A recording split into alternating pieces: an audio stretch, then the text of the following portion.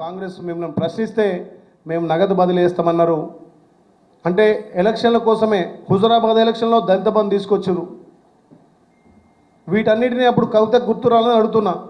అధికారం పోయిన తర్వాత మీకు కవితమ్మకు గుర్తొస్తున్నాయా?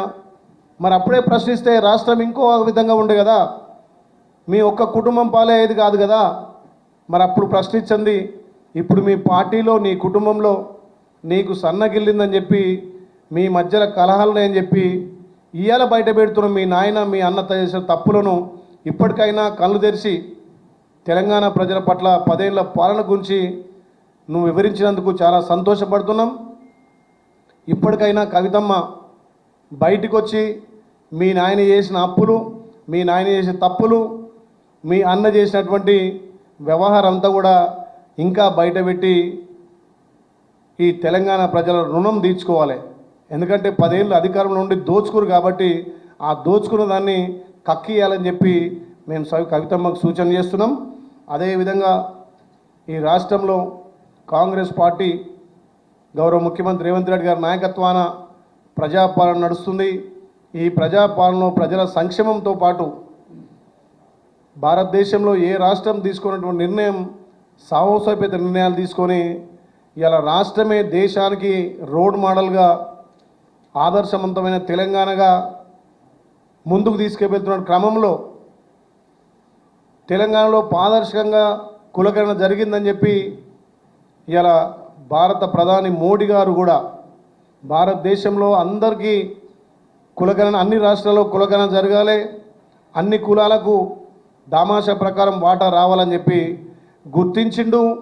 రాహుల్ గాంధీ గారి ఆలోచనను గౌరవ ప్రధానమంత్రి గారు ఇంప్లిమెంట్ చేస్తా అని చెప్పినందుకు చాలా సంతోషం. ఆయనకు ఆయన మంత్రివర్గానికి తెలంగాణ ప్రజల తరఫున ధన్యవాదాలు తెలియజేసి ఆ జనగణనలో కులగణన తొందర చేసి పేద ప్రజలకు అన్ని విధాల సంక్షేమాలు అందే విధంగా చూడాలి.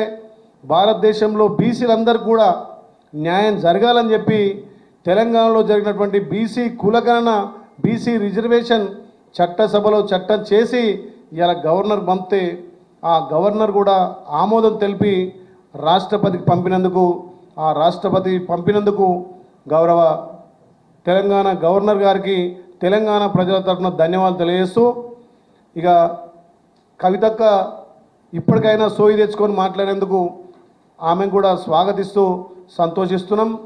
ముఖ్యంగా బీజేపీ వాళ్ళు ఈ కులగణన వేస్టు, కులగణన జరగొద్దు, 2018లో రాజా సింగ్ కూడా సుప్రీంకోర్టుకు కులగణన వద్దని చెప్పి మేము కులగణనకు వ్యతిరేకమని చెప్పి నిన్న ఈ ప్రాంతాన్ని చెప్పినటువంటి ఒక మంత్రి మాట్లాడిండు.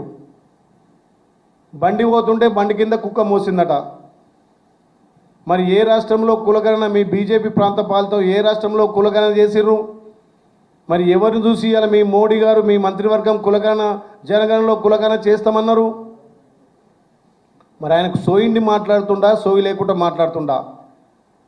మా రాహుల్ గాంధీ గారు భారత్ జోడో యాత్ర ద్వారా కాశ్మీర్ నుంచి కన్యాకుమారి వరకు 4000 కిలోమీటర్లు నడిచినప్పుడు ఆయా రాష్ట్రాల్లో ఆయా ప్రజలు ఆయా కులాలు ఇబ్బంది పడుతుంటే ఈ భారతదేశంలో జనగణనతో పాటు కులగణన జరగాలని చెప్పి పాదయాత్రలో తెలుసుకున్న విషయాలను ఎలక్షన్ల ముందు మేనిఫెస్టోలోకి పెడితే ఇవాళ మీరు వచ్చి అధికారం వచ్చినటువంటి మీ రాష్ట్రాల్లో కానీ దేశంలో చేయలేక ఇవాళ తెలంగాణలో ఇంప్లిమెంట్ అయింది. తెలంగాణ ప్రజలంతా కూడా హర్షిస్తున్నారు. రేపు భారతదేశంలో నుండి ప్రజలంతా కూడా కులగణన కావాలని చెప్పి డిమాండ్ చేస్తున్నారని చెప్పి జనగణనలో కులగణన చేర్చింది. తెలంగాణను మోడల్గా తీసుకురు కాబట్టి ఇలా తెలంగాణ దేశానికి రోడ్ మోడల్ ఉంది. మరి ఆ మంత్రి సోయిండు మాట్లాడుతుండా సోయి లేక మాట్లాడుతుండా అర్థం చేసుకోవాలి. నోరుంది కదా అని ఎట్లా పడితే అట్లా మాట్లాడితే ఒక కేంద్ర మంత్రి స్థాయిలో మాట్లాడే మాటలు కావని చెప్పి ఆ మంత్రి కూడా తెలియజేస్తున్నాం. ఇప్పటికైనా కాంగ్రెస్ పార్టీ పేదల పక్షాన, బడుగు బలైన పక్షాన, రైతుల పక్షాన, ముఖ్యంగా యువతను ప్రోత్సహించి ఈ తెలంగాణను ఒక రోడ్ మోడల్గా అభివృద్ధి చేసి దేశానికే ఆదర్శం చేయాలని చూస్తున్నటువంటి మా గౌరవ ముఖ్యమంత్రి రేవంత్ రెడ్డి గారి ఆలోచన నిజంగా ఇలా ఆచరణ దేశమే ఒక రోడ్ మోడల్ తీసుకున్నందుకు కూడా బీజేపీలో ఉన్నటువంటి మంత్రులను అదేవిధంగా మోడీ గారిని స్వాగతిస్తూ తొందరగా జనగణనలో కులగణన చేర్చి మా బీసీల దామాష ప్రకారం కూడా బీసీలకు విద్య ఉపాధి రాజకీయంగా కూడా అవకాశాలు కల్పించాలని చెప్పి మీడియా ద్వారా తెలియజేస్తూ ఇలా దేశానికి తెలంగాణ రోడ్ మోడల్గా నిలిచినందుకు నిజంగా తెలంగాణ పౌరుడిగా గర్విస్తున్నా. దీనికి కారణమైనటువంటి మా రాహుల్ గాంధీ గారి ఆలోచనను తెలంగాణలో ఇంప్లిమెంట్ చేసినటువంటి మా ముఖ్యమంత్రి రేవంత్ రెడ్డి గారికి ప్రత్యేక ధన్యవాదాలు తెలియజేస్తున్నా.